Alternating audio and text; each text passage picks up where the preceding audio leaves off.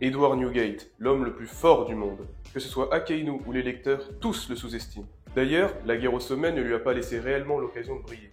Il est donc temps de rétablir la vérité sur un des personnages les plus forts du manga.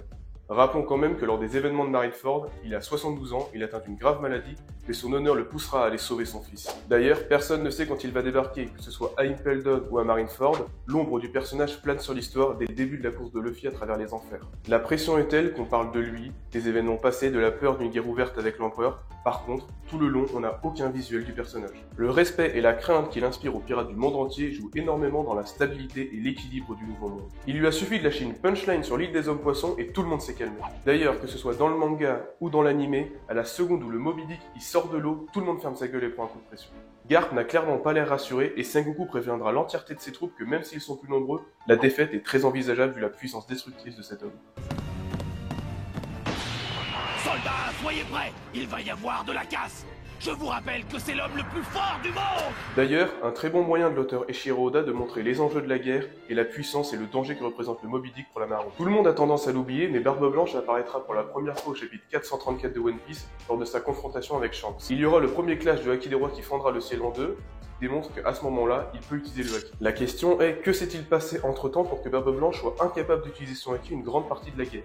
Bon, je sais, vous allez me dire que sa maladie l'emporte peu à peu. Comme Marco, son médecin, le dira, sa condition physique ne cesse de se dégrader. Rappelons quand même qu'il est âgé de 72 ans lors des événements, je sais pas si vous imaginez. One Piece n'est pas comme les autres mangas, l'âge a un vrai impact sur la puissance et sur la capacité d'un personnage. De toute façon, avant d'avoir pu mettre un orteil sur la place, il se fait transpercer par Squardo, l'un de ses hommes. D'ailleurs, venez pas me dire que Akainu est au level face à lui, quand on le voit aussi clairement est un gros lâche. Marco le soulignera, il aurait dû éviter l'attaque facilement. Par contre, ça ne l'empêchera pas, même blessé, de balayer Judge Giant d'un revers de la main. Et c'est pas fini, juste après ça, il manque de peu de tuer Aokiji. Je sais pas si vous m'avez entendu, il aurait techniquement pu tuer un amiral en un seul coup.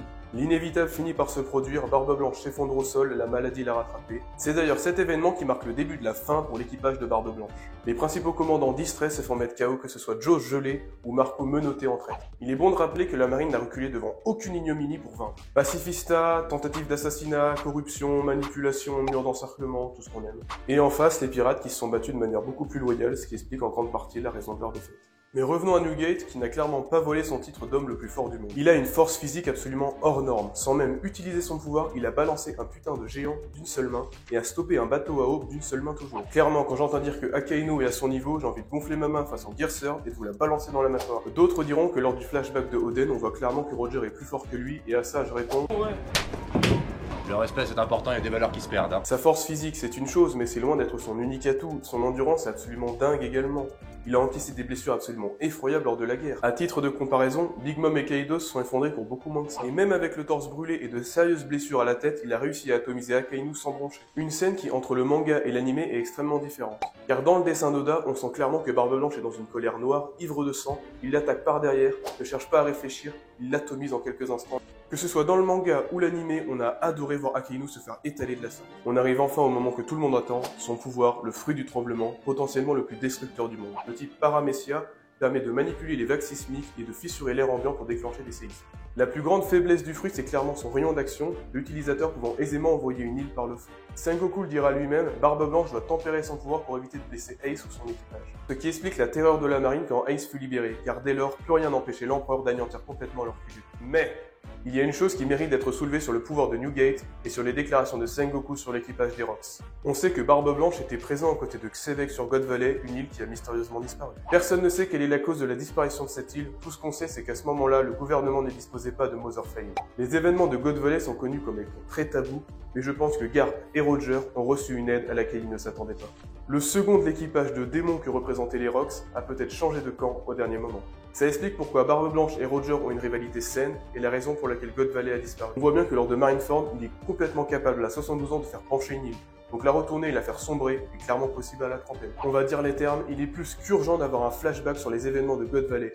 Et pour moi, c'est encore plus important que chaque fan de One Piece sonde le fond de son cœur et admette enfin que Barbe Blanche est un des pirates les plus puissants du monde. De par sa force et ses valeurs, ainsi que son honneur évidemment, il a régné sans réel partage sur le Nouveau Monde pendant 20 ans, instaurant une ère de paix et de stabilité en pleine ère de la piraterie. Un pirate qui finalement aurait aisément pu s'emparer du One Piece, mais ça ne l'intéressait pas, il avait déjà trouvé son trésor, sa famille. Si tu as aimé cette vidéo, like, partage, mets un commentaire. Mais surtout, si tu veux des katanas aussi beaux que ça, c'est sûrement katana.fr avec le code VALOG10.